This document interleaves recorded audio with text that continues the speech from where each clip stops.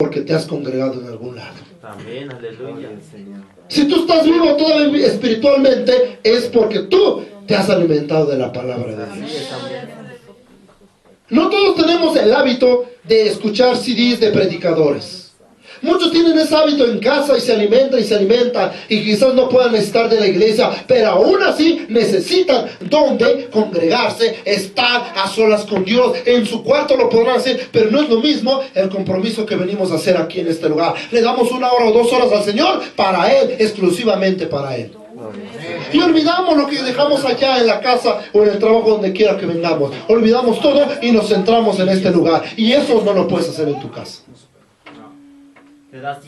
Entonces, hermanos, ¿por qué creen que Jesús empleó que se hiciera una iglesia, o que se conformara, o que se congregaran para adorarle? En el Antiguo Testamento, usted ha visto el Antiguo Testamento, Dios estableció un tabernáculo donde los hijos se tenían que presentar. ¿Sí o no? Amén. A ofrecer sacrificios, a ofrecer el corderito, todo lo estableció Dios, un culto para ellos y agradable hacia Dios. Y vemos el templo de Salomón como lo hizo él, y todos dicen que iban a adorar allá, otros en Jerusalén. Dios ha establecido ciertos lugares siempre, y hoy no es la excepción. Quizás usted pueda decirme, es que nosotros somos el templo del Espíritu Santo. Sí, pero ese templo necesita de Dios. Ese tu corazón necesita de Dios, de su presencia.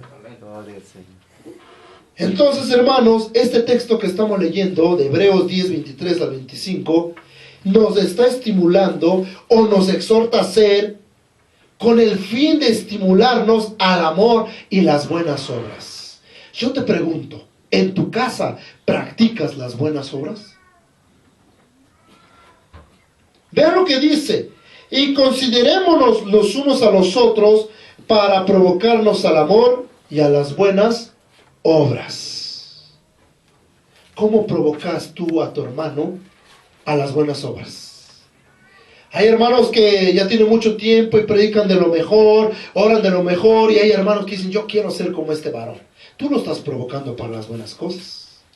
Pero si tú eres un mal testimonio, él dice, no, yo no quiero ser como él.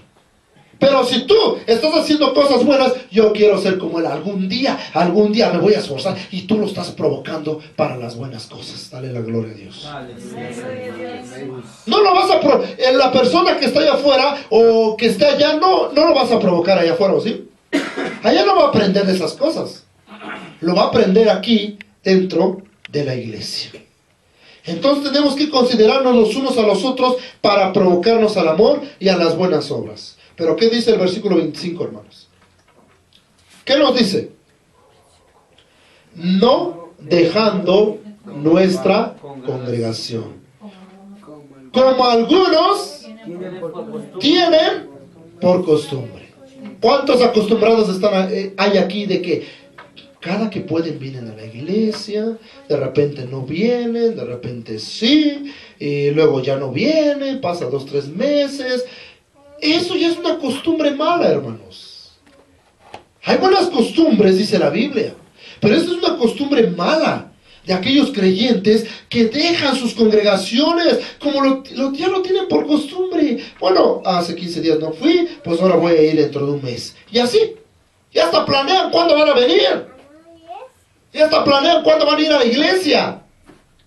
Y lo dejan y lo toman por costumbre, y dice, como algunos tienen por costumbre, más exhortándonos, y tanto más cuando veis que el día del Señor se acerca. No podemos estar jugando con las cosas de Dios. Todos los creyentes que han creído en Cristo tienen un compromiso con Dios. Así es, amén. Por lo menos, hermanos, de servirle en la casa, en su casa, o en el templo, o en la congregación, por lo menos 3 veces a la semana. Por lo menos. Pero cada 8 días, a esos cristianos se les ha denominado domingueros. Y no se digan los de cada 15, eso ya no les digo nada. Que Dios los ayude. Pero la Biblia sí nos está exhortando que nosotros no dejemos nuestra congregación. ¿Por qué no quiere el escritor de Hebreos que dejemos nuestra congregación? ¿Por qué, hermanos? Porque ¿qué va usted a comer allá afuera? ¿Qué es lo primero que encontramos allá afuera? El mundo. Lo del mundo. Decía una hermana, si yo no vengo a la iglesia, lo único que hago es agarrar el control y prender la televisión. Es verdad. Si usted va a alimentar de esa cosa. Yo no digo que es mala, pero hermanos, hay muchas cosas que no están bien ahí. Ahora otros dicen, pues voy a ver una película. Bueno, hace mucho frío, me voy a tomar un cafecito, unas galletitas y me voy a dormir. Ni siquiera agarra la Biblia para leerla. Bueno, ahorita tengo tiempo, pues voy a agarrar y voy a leer el periódico que no leí. Y empezamos a hacer otras cosas. Por eso la Biblia nos dice, no dejen sus congregaciones como algunos lo tienen por costumbre, porque los que están acostumbrados así son gente tibia. Son gente que son de doble ánimo. De repente están, de repente no. Y no son firmes y fluctúan. Se empiezan a hundir en las pruebas y en las luchas. Y cuando están allí, empiezan a clamar. Y empiezan a gritarle al Señor, sálvame, que perezco, no puedo salir de este hoyo. Pero aquel cristiano que está siempre firme, ¿creen que él va a caer? Él no va a caer. ¿Por qué? Porque su roca es Cristo. Amén. Su fundamento es Cristo. Así es. Come de la palabra. Está constante. Y es una persona que va a venir y va a estar casi siempre en las cosas de Dios. Y no va a estar fluctuando como que de repente sí, como pasa con la nave, ¿no? Con el barco como que de repente sí, las olas se las llevan, como que se empieza a hundir, como que no. Así está el cristiano que fluctúa. Por eso la Biblia dice, mantengamos firme. Porque esto es una profesión, hermanos, de nuestra fe sin fluctuar. Que fiel es el que lo prometió. ¿Quién es el que te prometió? O el que prometió estar con nosotros. Jesucristo. Él es fiel. Aleluya. Entonces este texto nos estimula a estas cosas, a provocarnos a las buenas obras y al amor. Pero oigo, hermanos, decir, ya no quiero ir a la iglesia. ¿Por qué, hermano? Es que ya no tengo ganas. Es que me da sueño, me aburro ahí. Es que allí ya no me llena esto que me enseñan. ¿Qué estará pasando en la vida de ese cristiano? Está fluctuando. No es el hermano que predica, es él el problema. Así que cuando tú te empiezas a sentir así, identifícate primero, dile al Señor, examíname, oh Dios, no creo que sea la palabra tuya, he de ser yo, Señor, el que ya no quiere, algo está pasando en mi vida. Fíjate si no hay un pecado oculto ahí que no has sacado, y si no es así, y si es así, hermano, sácalo, y repréndelo en el nombre del Señor. Amén. Cúbrete con la sangre de Cristo. Aleluya. Amén. Por eso la Biblia dice, confesaos vuestros pecados, o confiesen sus pecados ante Dios. Él es el abogado. Amén. Ahí Él está para perdonar nuestros pecados, para que no nos sintamos así. Entonces es importante esto, mantener firme nuestra fe sin fluctuar. Es en aquello que hemos creído. ¿En quién tú has creído? ¿Cómo te vas a mantener firme? La única manera de mantenerte firme sin fluctuar es en aquello que hemos creído. ¿Y en quién hemos creído? En Jesucristo y en su palabra. Porque es aquel que nos alimenta, es el que alimenta nuestras almas con la palabra de Dios. ¿Y a poco no buscamos su presencia? Amén. En todo momento. Pues es aquello que nos alimenta. Amén. Si yo les pregunto hoy, ¿hace cuánto que oraste? ¿Hace cuánto? No hable de ahorita, de lo que llegamos, hicimos y oramos. No, de antes de llegar a este lugar. ¿Hace cuánto que oraste? Ayer, antier, en la mañana. En la mañana. ¿Y no necesitas otra vez de oración ahorita? Así es. Amén. Pero muchos dejamos de orar. Y la persona empieza a decaer, empieza a retroceder, empieza a retroceder. Y hay hermanos que dicen, ya la iglesia se está vaciando. Ya no veo nada de hermanos, ya no veo esto y aquello. Pues sí, ¿por qué? Porque empiezan a alejarse, empiezan a dejar sus congregaciones. Dicen, pero es que allá ya no me gusta. Pues no es de que te guste, hermano. Aquí no has venido para que te guste. Aquí has venido a escuchar la palabra de Dios. Aleluya, gloria a Dios. Aquí has venido a edificarte de Él, de Dios, no del predicador. Has venido a comer de la vianda espiritual, del maná que desciende del cielo. Aleluya. Bendito Dios. Aleluya. Entonces, hermanos, es importante que nosotros nos mantengamos firmes ante Dios, pero a través de su palabra y de su presencia en todo momento. Ya sea que estemos solos o en la compañía de nuestros hermanos de la iglesia. La Biblia nos enseña que debemos establecer relación con los creyentes. Pues todos somos parte del cuerpo de Cristo. ¿Sí lo sabía usted? Y juntos tenemos una importante labor que llevar o que hacer aquí en la tierra. El de predicar el Evangelio. Romanos capítulo 12 versículo 5 dice esto. Vamos a ver el libro de Romanos. ¿Qué nos dice? Vean lo que dice. Pero veo muchos que dicen, no, yo aquí solito, hermano. Había un varón que conocimos. Este varón en su casa dice, allí con un letrero grandotote así que decía, lea la Biblia. Y este varón no se congrega en una iglesia y lee la Biblia, se sabe la Biblia, dice que no es importante congregarse, que no es necesario. Pues aquí está Dios, decía él. Aquí leo la Biblia, sé muchas cosas. Y sí sabía el varón de las cosas de Dios, pero no se congregaba. Pero la Biblia dice que todos somos un cuerpo en Cristo. No puede estar dividido el cuerpo de Cristo, no puede estar separado. Y ahorita lo vamos a ver más textos específicos donde nos señalan que debemos estar juntos. Romanos 12, 5. Así muchos somos un cuerpo en Cristo, mas todos miembros los unos de los otros. Aleluya. Si el hermano le duele algo, ¿a nosotros no también no nos dolerá? ¿O no nos duele? Si somos parte, somos el cuerpo de Cristo. Vamos, yo estoy entero. De repente me cortan la mano, ¿no me dolerá? De repente me cortan el pie, ¿no me dolerá? Claro que sí. Así es el cuerpo de Cristo. Todos somos un cuerpo en Cristo. Si alguien empieza a hablar de su hermano o a criticar, a juzgarlo, ¿qué es lo que sucede? Se duele toda la iglesia. Si alguien le ayuda a su hermano si está mal, ¿no se alegra el cuerpo de Cristo del beneficio que se le da? Claro que sí. Entonces todos somos un cuerpo en Cristo. Dios nos habla y nos dice que tenemos que relacionarnos. Dale la gloria a Dios. No podemos permanecer solos, hermanos. No puede usted estar solo y dejarse de congregar. Todos tenemos que congregarnos en algún lado. Aleluya. Gloria al Señor Jesús. Porque el mismo Dios, escúcheme bien, hermano y hermana, asimismo Él constituyó a cada uno de nosotros diferentes dones o ministerios. ¿Para qué Dios da dones entonces? Imagínense un varón solito allá en su casa. Dice, no es necesario ir a la iglesia, yo me quedo en mi casa.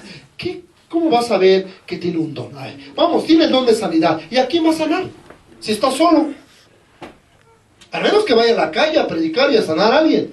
Pero así solo, ¿qué va a hacer? O un varón que tenga otro don de predicar en la palabra de Dios, ¿a quién le va a predicar si está solo? ¿Verdad que sí es necesario relacionarse y congregarse en algún lado? Y vamos a verlo más adelante a través de la Biblia. ¿Por qué creen que Dios constituyó o regaló dones? ¿Por qué creen? Es para la edificación del cuerpo, hermano. Para utilizarlo en la iglesia. ¿Y quién es el cuerpo? Para utilizarlo en la iglesia, dentro de la iglesia y también fuera de la iglesia. Para también poder conocer. ¿Sabes por qué te congregas tú? Para conocer de los misterios de Cristo. ¿Tú conoces la Biblia toda? ¿Quién te lo está revelando? El Espíritu Santo. Pero siempre va a usar a alguien, a un predicador, a un evangelista, a un pastor. Por eso Dios constituyó a estas personas. Si no, ¿qué clase? ¿Dónde van a estar? Si hay maestros y no hay alumnos, ¿qué chiste tiene que haya maestros entonces? Y si hay evangelistas y no hay quien se les predique, pues, ¿qué caso? Entonces, ¿para qué Dios constituye pastores si no va a haber ovejas? Dios prepara su siervo. Entonces, hermanos, Dios nos está llamando a que debemos de congregarnos. Esa fue la pregunta. ¿Por qué debo de congregarme? Para que nos prepare. Para prepararnos a la batalla, a la próxima batalla que se nos presente. Porque por ahí sale alguien y les dice, ¿sabes qué? ¿Sabes qué? La predestinación existe. No hay tal cosa como predestinación en la Biblia. ¿Y usted qué le va a contestar? ¿Sí hay o no hay? Sí hay. A ver, ¿cuántos dicen amén? ¿Sí conocen qué es el tema de la predestinación? A ver, dígame alguien qué es la predestinación. Dicen amén, pero ¿Cuál es el fin del ser humano? Algo que Dios ya el tenía- fin del ser humano, Algo que Dios ya tenía preparado. algo que Dios ya tiene preparado. Antes, destinado a algo, antes de. Destinado a algo. Pero Así es. Pero ¿cómo usted lo sabe? Ah, no, es que lo escuché en el templo, hermano. Allí nos dieron un estudio de la predestinación y allá aprendí. Entonces, ¿sí es bueno congregarte? Sí es bueno. Porque allí te están preparando para la batalla próxima. Dale la gloria a Dios. Para poder vencer el enemigo.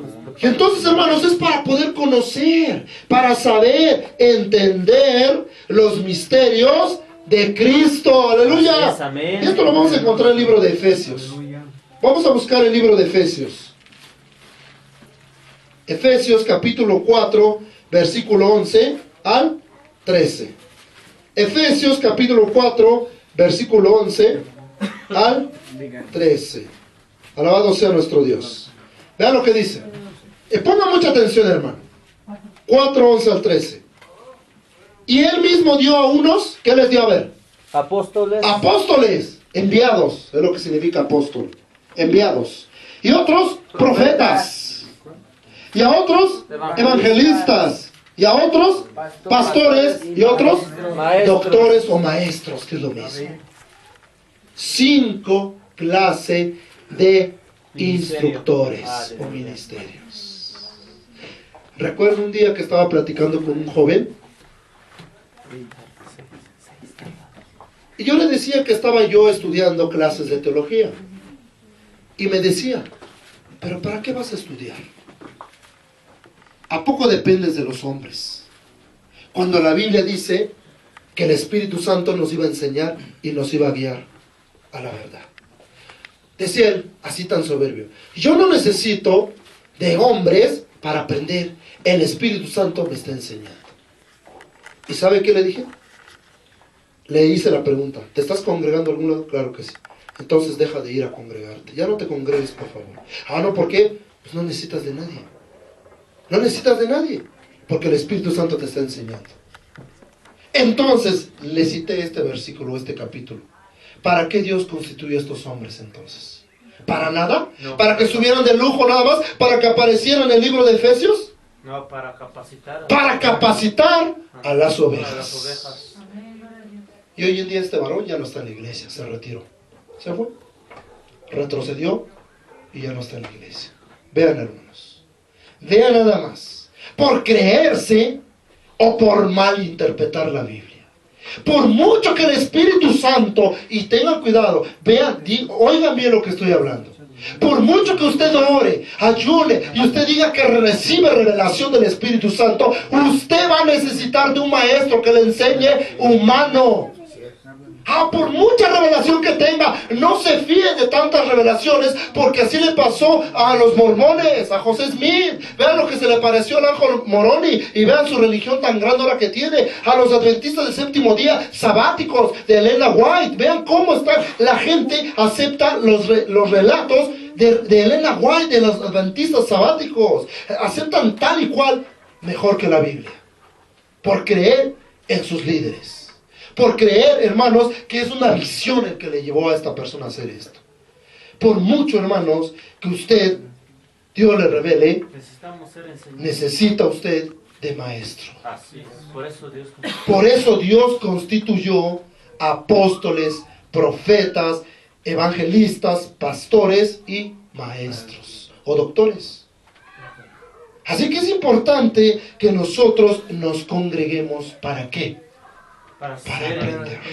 ser enseñados. Para ser enseñados. Usted vino a este lugar para ser enseñado, para conocer más de los misterios de Dios, porque Pablo dice, no conocemos como lo debíamos de conocer. Hay muchas cosas que nosotros no conocemos y creemos saberlo y no es cierto. No lo sabemos como debíamos de saberlo. Así dice el Señor.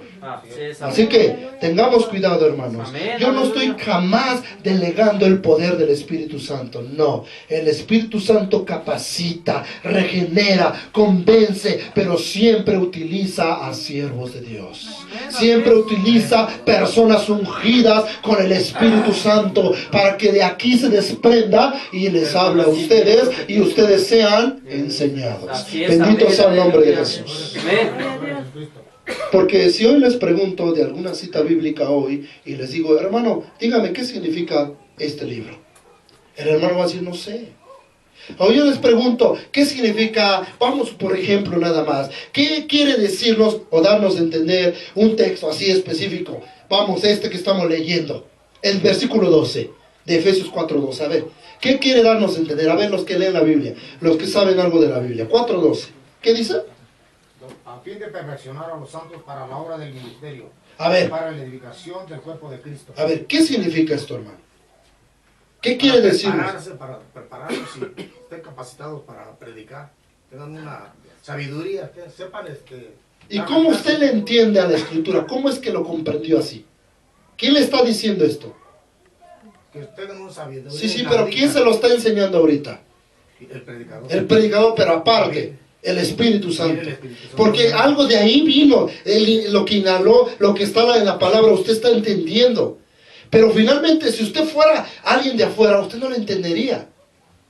¿Verdad? Entonces es importante que nosotros, hermanos, sepamos por qué la Biblia dice lo que dice. ¿Por qué habla de esta manera? Y dice, a fin de perfeccionar, ¿quiénes?